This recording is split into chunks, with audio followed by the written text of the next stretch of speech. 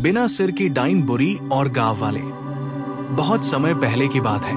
उत्तर प्रदेश के एक छोटे से गांव कालीपुर में अजीब घटनाएं होने लगी। रात को लोग गायब हो जाते, खेतों में काम करने वाले मजदूर सुबह तक लौटकर नहीं आते और कभी कभी दूर से एक अजीब सी करहाने की आवाज सुनाई देती थी। गांव के बूढ़े बुजुर्ग कहते थे कि ये सब बिना सिर की डाइन बुरी का काम है।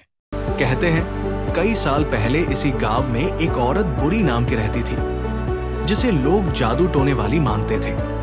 एक दिन गांव वालों ने उसे चुड़ैल समझकर पकड़ लिया और पंचायत ने फैसला सुनाया, उसे गांव से निकाल देना चाहिए। लेकिन बुरी ने कसम खाई कि वो लौटेगी और बदला लेगी। कुछ सालों बाद एक रात बिजली गिरी और पुरानी बुरी की झोपड़ी में आग लग गई। उसी रात से अजीब घटनाएं शुरू हो गई।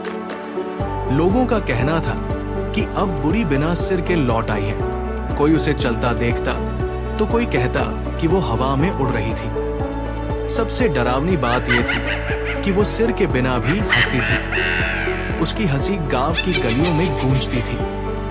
गांव के पुजारी पंडित हरिनाथ जी ने बताया कि बुरी की आत्मा अब शांति नहीं चाहती बल्कि बदला। उन्होंने गांव वालों को इकट्ठा किया और सबको हिम्मत दी कि डरने से कुछ नहीं होगा, सामना करना होगा।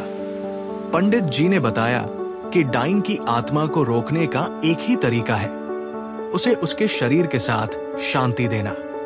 लेकिन बुरी का सिर कभी मिला ही नहीं था। गांव वालों ने तय किया कि वे रात को एक बड़ा यज्ञ करेंगे और बुरी की आत्मा को बुलाकर उसका अंत करेंगे।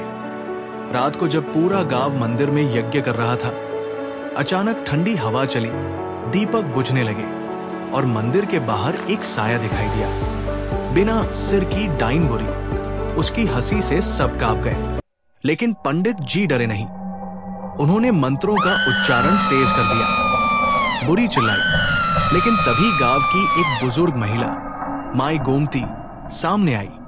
उसने कहा, बुरी, तू मेरी सखी थी, तुझसे अन्याय हुआ, लेकिन बदला लेने से आत्मा को शांति नहीं मिलती। चल, मैं तुझे मोक्ष की ओर ले चलती हूं। माई गोमती की बात सुनकर बुरी की आत्मा थोड़ी शांत हुई।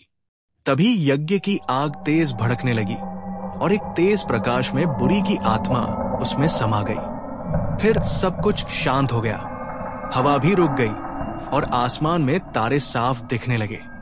उस दिन के बाद गांव में कभी कोई अजीब घटना नहीं हुई। कालीपुर फिर से खुशहाल हो गया। गांव वाले आज भी माई गोमती की बहादुरी को याद करते हैं और हर साल उस रात को दीप जलाकर बुरी की आत्मा को शांति का संदेश भेजते हैं। सीख, नफरत और बदले से कुछ नहीं मिलता। सच्ची शांति माफ करने और समझने में है।